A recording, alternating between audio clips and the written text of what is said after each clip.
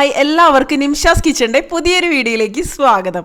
നമ്മൾക്ക് എല്ലാവർക്കും സൗഹൃദങ്ങളും അതുപോലെ പ്രണയങ്ങളും ഒക്കെ ഉണ്ടാവാം.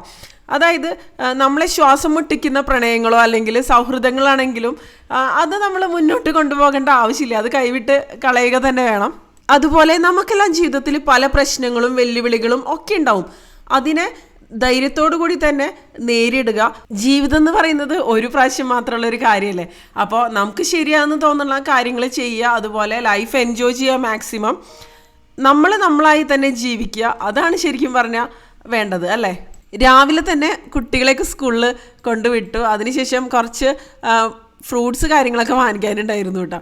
അപ്പോൾ അതിന് വേണ്ടിയിട്ട് തൊട്ടടുത്ത് തന്നെയുള്ള സ്റ്റാർ ബസാറിലേക്ക് വന്നതാണ്. ഞാൻ കൂടുതലും സീസണൽ ഫ്രൂട്ട്സ് അതുപോലെയുള്ള കാര്യങ്ങളൊക്കെയാണ് കൂടുതൽ വാങ്ങിക്കാറ്. ഇപ്പോൾ പ്രത്യേകിച്ചും മാങ്ങയുടെ സീസൺ അല്ലേ. മാങ്ങയുടെ സീസൺ ഏകദേശം എൻ്റെ ചെയ്യാൻ പോകുന്ന ഒരു സമയമാണ്. നല്ല മാങ്ങ വെറൈറ്റീസും കാര്യങ്ങളൊക്കെ കിട്ടുന്നുണ്ട്. അതുപോലെ ഞാവൽപ്പഴം ഒരുപാട് ഇപ്പോൾ ഇവിടെ റോഡ് സൈഡിലൊക്കെ ആണെന്നുണ്ടെങ്കിലും പുറത്തേക്ക് ഇറങ്ങിക്കഴിഞ്ഞാൽ നിറയെ ഞാവൽപ്പഴം കാണും.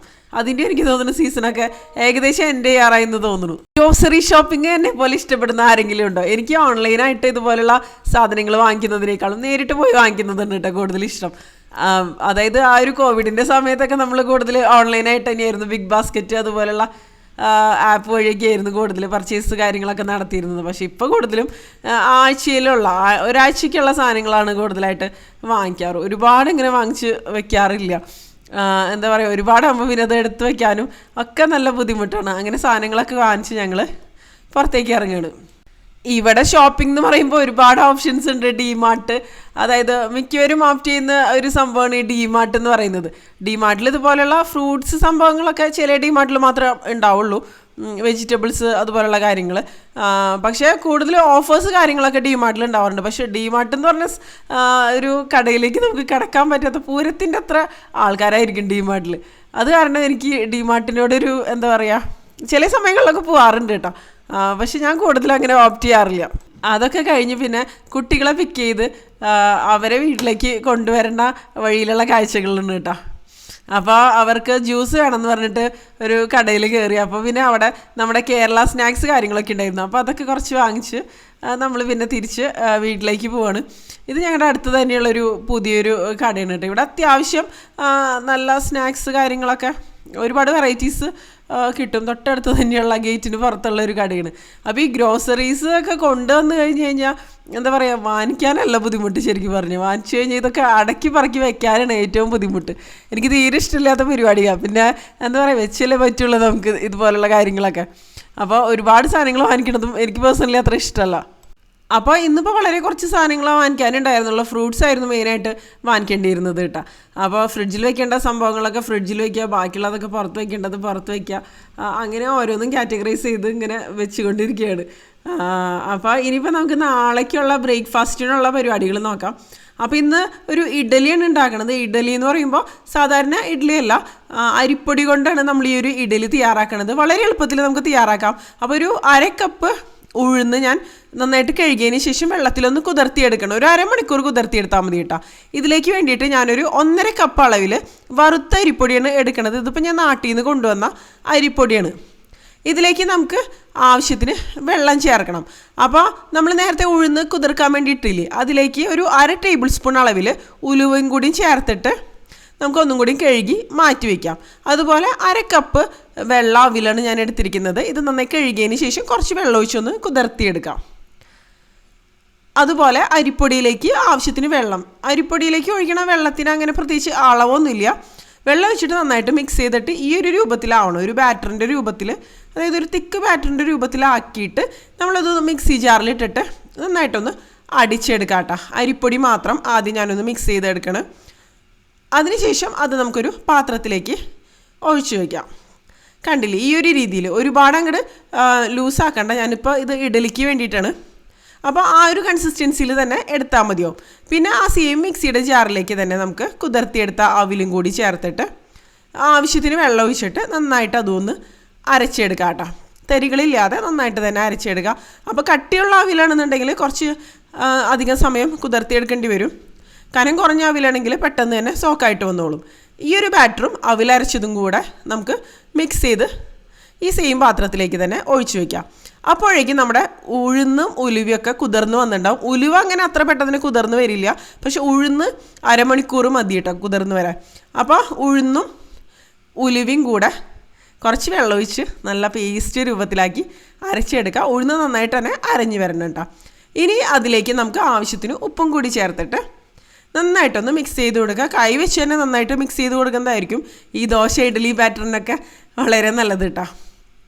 അതിന് ശേഷം നമുക്കിത് അടച്ച് വെച്ചിട്ട് ഫെർമെൻറ്റ് ചെയ്യാൻ വേണ്ടിയിട്ട് വെക്കുക. ഒരു 8 മണിക്കൂർ. നമ്മൾ താമസിക്കണ സ്ഥലത്തെ കാലാവസ്ഥയ്ക്ക് അനുസരിച്ച് ഇതിലൊക്കെ വ്യത്യാസം വരും. അടച്ച് വെച്ചിട്ട് ഫെർമെൻറ്റ് ചെയ്യാൻ വേണ്ടിയിട്ട് വയ്ക്കാം. അപ്പോൾ ഈ ഒരു സമയത്ത് നമുക്ക് സാമ്പാറിന് വേണ്ട കഷ്ണങ്ങളൊക്കെ ഒന്ന് റെഡിയാക്കി വെക്കാം. അപ്പോൾ ഞാനിവിടെ വെണ്ടക്കായ എടുത്തിട്ടുണ്ട്, കുറച്ച് മുരിങ്ങക്കായ, ക്യാരറ്റ്, തക്കാളി, ഉരുളക്കിഴങ്ങ്, ഒരു സവോള, അതുപോലെ കുറച്ച് ചെറിയുള്ളിയൊക്കെയാണ് എടുത്തിരിക്കുന്നത്. നമുക്ക് ഇഷ്ടമുള്ള കഷ്ണങ്ങൾ എന്തൊക്കെയാണെന്ന് വെച്ചാൽ എടുക്കാട്ടോ. ഇതെന്ന് പറയുന്നത് ഈസി ആയിട്ടുള്ള ഒരു സാമ്പാറാണ്, ടിഫിൻ സാമ്പാർ എന്നൊക്കെ പറയില്ലേ. അപ്പോൾ കഷ്ണങ്ങളൊക്കെ ഒന്ന് നന്നായിട്ട് കഴുകിയെടുത്തതിന് ശേഷം നമുക്ക് കഷ്ണങ്ങളൊക്കെ ഒന്ന് മുറിച്ചെടുക്കാം.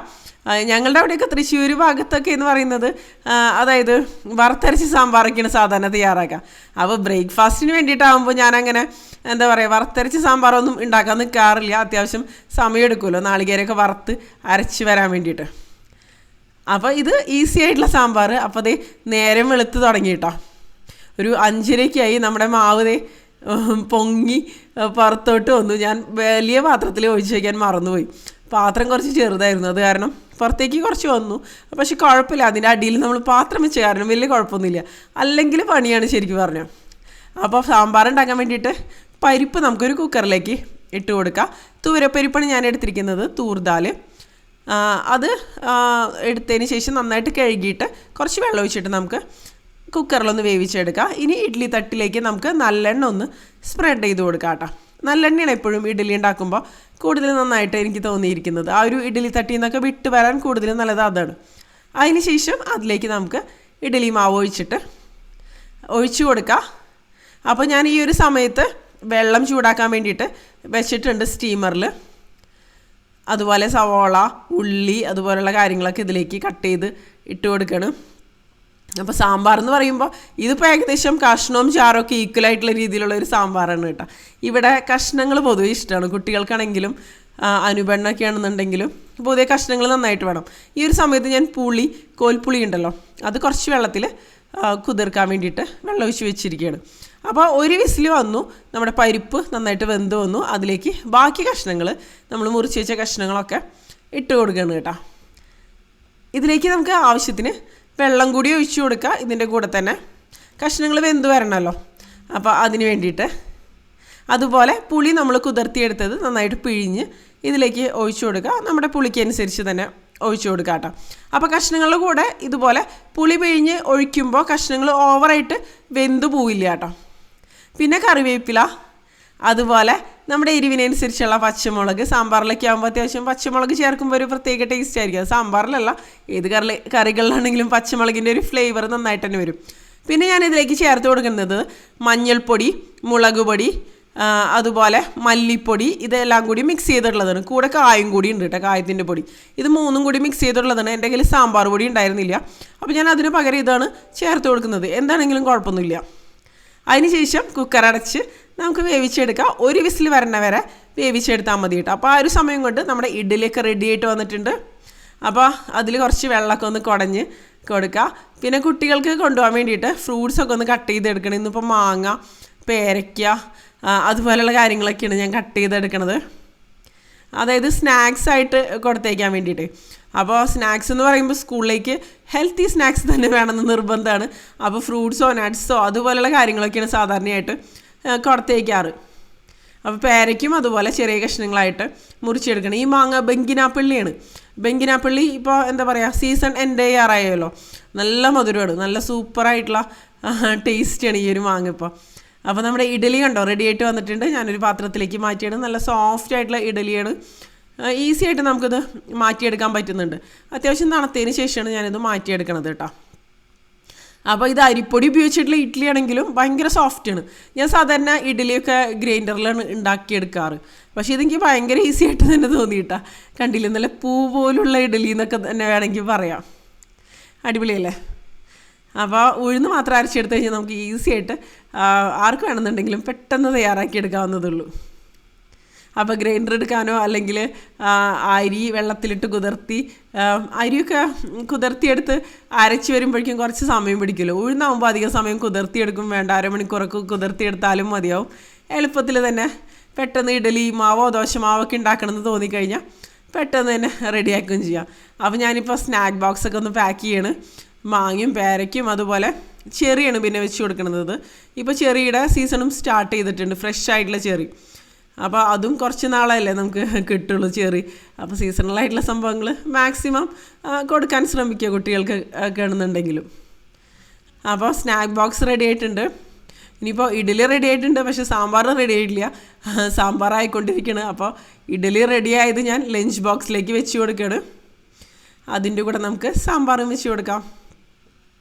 അപ്പോൾ സാമ്പാർ ഇനി വറുത്തിടൽ പരിപാടികൾ അങ്ങനത്തെ കാര്യങ്ങളൊക്കെ ചെയ്യണം. അതിന് വേണ്ടിയിട്ട് ഒരു ചെറിയ ചട്ടിയിലേക്ക് ഞാൻ വെളിച്ചെണ്ണ ഒഴിച്ച് കൊടുത്തിട്ട് കടുക് പൊട്ടിച്ച് എടുക്കണം കേട്ടോ. അപ്പോഴേക്കും നമ്മുടെ കഷ്ണങ്ങളൊക്കെ ആവശ്യത്തിന് തന്നെ വെന്ത് വന്നിട്ടുണ്ട്.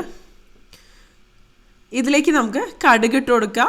അതായത് കടുക് ഒന്ന് പൊട്ടി കഴിയുമ്പോൾ അതിലേക്ക് പിന്നെ ഞാൻ ചേർക്കണത് ഉലുവയാണ് കേട്ടോ. ഉലുവ ഒരുപാട് വേണ്ട, ഒരു 8 എണ്ണമൊക്കെ മതിയാവും കേട്ടോ. ഉലുവയുടെ അളവ് കൂടിപ്പോയി കഴിഞ്ഞാൽ ഒരു കയ്പ്പ് വരും. അതുപോലെ പിന്നെ വറ്റൽമുളകാണ് ഇതിലേക്ക് ഇട്ട് കൊടുക്കണത്. അതൊന്ന് പൊട്ടി ഒന്ന് എന്താ പറയുക മൂത്ത് വരുമ്പോൾ അതിലേക്ക് കറിവേപ്പിലയും കൂടി ചേർത്ത് കൊടുക്കുക. പിന്നെ ഞാനൊരു ഫ്ലേവറിന് വേണ്ടിയിട്ട് ഇതിലേക്ക് കുറച്ച് കായത്തിൻ്റെ പൊടിയും അതുപോലെ മുളക് പൊടിയാണ് ചേർത്ത് കൊടുക്കുന്നത്. എരിവ് കുറവാണെന്നുണ്ടെങ്കിൽ മുളക് പൊടി ഈ ഒരു സമയത്ത് നമുക്ക് ചേർക്കാം, അല്ലെങ്കിൽ കളർ കിട്ടാനാണെങ്കിലും മുളക് പൊടി ഈ ഒരു സമയത്ത് ചേർത്ത് കൊടുക്കുന്നത് നല്ലതാണ് കേട്ടോ. ഇവിടെ പിന്നെ കുട്ടികൾക്കൊക്കെ ആയ കാരണം ഇവിടെ അധികം എരിവിൻ്റെ ആവശ്യമില്ല സാമ്പാറിലൊക്കെ ആണെന്നുണ്ടെങ്കിലും. അപ്പോൾ കണ്ടില്ലേ നമ്മുടെ ഈസി ആയിട്ടുള്ള സാമ്പാർ റെഡി ആയി.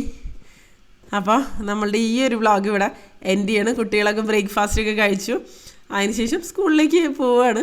അപ്പോൾ നിങ്ങൾക്ക് ഈ ഒരു വീഡിയോ ഇഷ്ടപ്പെട്ട നിങ്ങളുടെ അഭിപ്രായങ്ങൾ തീർച്ചയായിട്ടും അറിയിക്കാം കേട്ടോ.